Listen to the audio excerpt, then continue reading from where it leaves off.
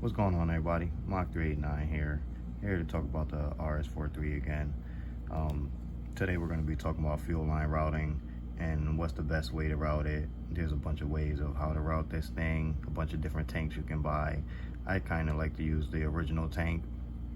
This is just the way I do it. I'm going to pull off this exhaust real quick so I can get back here and show you what's going on. So we already know to pull off the exhaust, you just have to pop off this screw right here. I'm doing this with one hand, sorry about that. As soon as that screw comes off, the exhaust should just pull right out.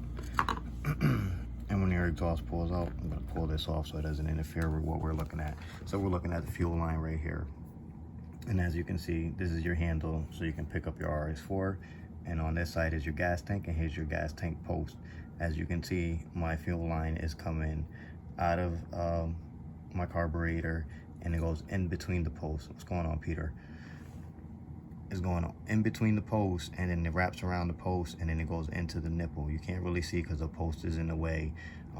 I tried to take out the battery box so you can see on the opposite side, but you can't see either. So you're just gonna kind of have to take my word unless I can get a better view, which you can kind of see the way the hose wraps around, and you can see that it's not touching the bell housing whatsoever. So I'm going to give the front wheels a quick spin so you can see the bell housing spin freely. Oh, give me a second. All right, there it is there. As you can see, it spins freely. And there's no touching whatsoever. Let's see if we can get you a better angle so you can see how much room we have.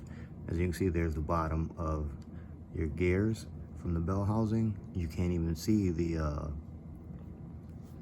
hose. But if I can point it out right here, that flat black piece, which you can barely see, that's actually the zip tie. You can see the zip tie comes around here, and as it goes around the post, it goes over the fuel line to hold it down, to keep it away from your bell housing and your gears. That way it doesn't get pinched. And then you wrap it around this post and back under the fuel line, and then you just bring your fuel line up and bring it into your carburetor. And it's basically as simple as that. So you can keep your original fuel tank with your primer pump. You don't have to remove any of that. So that's something simple, you know, that'll make it a lot easier to prime your car, and you won't have any trouble of your fuel line getting caught in your gears. As you can see this way also, it's a little blurry. Let me see if I can get a better view.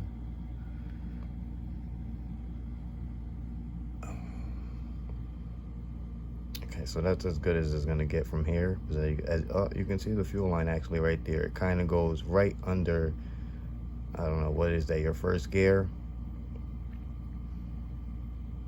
And then it goes in between the post. And you can actually see the zip tie going right above the fuel line. You see no kinks. There you go. And that's that. And that's just how you do that. So, you know, you go to put your exhaust back on. Give me 1 second. All right, so before I even throw the exhaust back on, I just want to mention one more thing, because this is all about fuel line routing and, you know, getting the best fuel flow without having any kinks in your hoses. So when you put the zip tie on, make sure you're not pressing down too hard, or you tie it up too tight in the back so you don't kink up the hose with the zip tie. And then also, I like to run an inline fuel filter.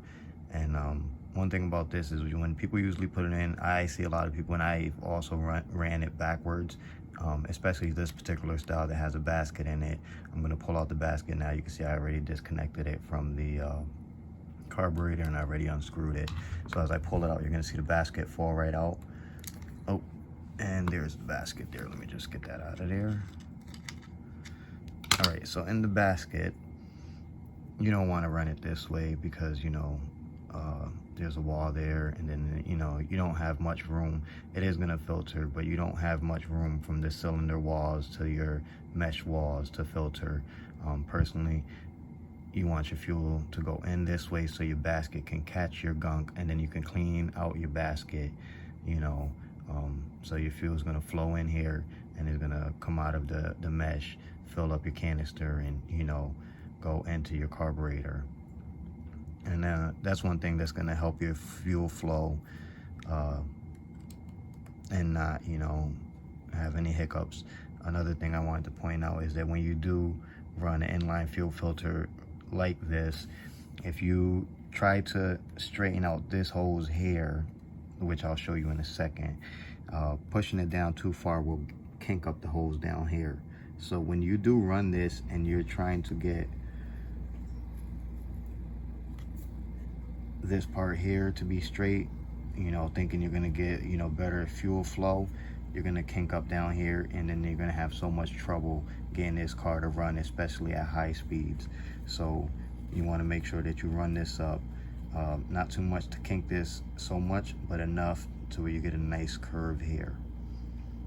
So I'm sorry about the angle. I'm doing this with one hand and I'm looking through the phone, but I'm also trying to look at the car, you know.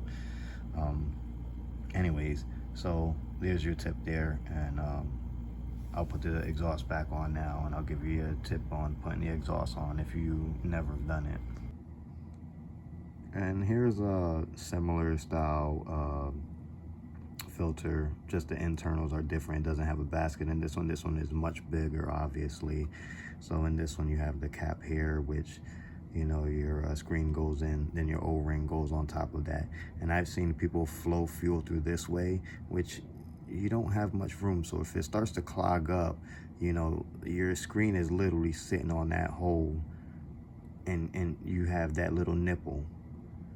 So if that nipple clogs up with that screen, you know, you're not gonna have any flow at all. Not to say that's a little hole on this side either, not to say that whatever gunk can't clog up there, but it's less likely to clog up if you flow the fuel through the canister and then hit the mesh to come out into your carburetor. So there you go with that style. That's just my opinion with that there.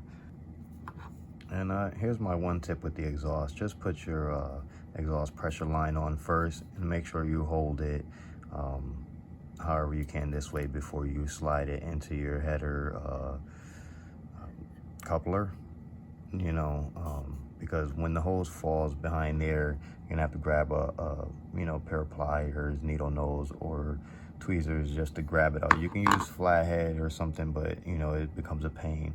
So if you just hold it over the exhaust as you slide it into your coupler, it'll make it a lot easier. So let me put that on. Your inline fuel filter also has O-rings, so they can leak as well. And what you want to look out for there is air bubbles coming in after your inline fuel filter.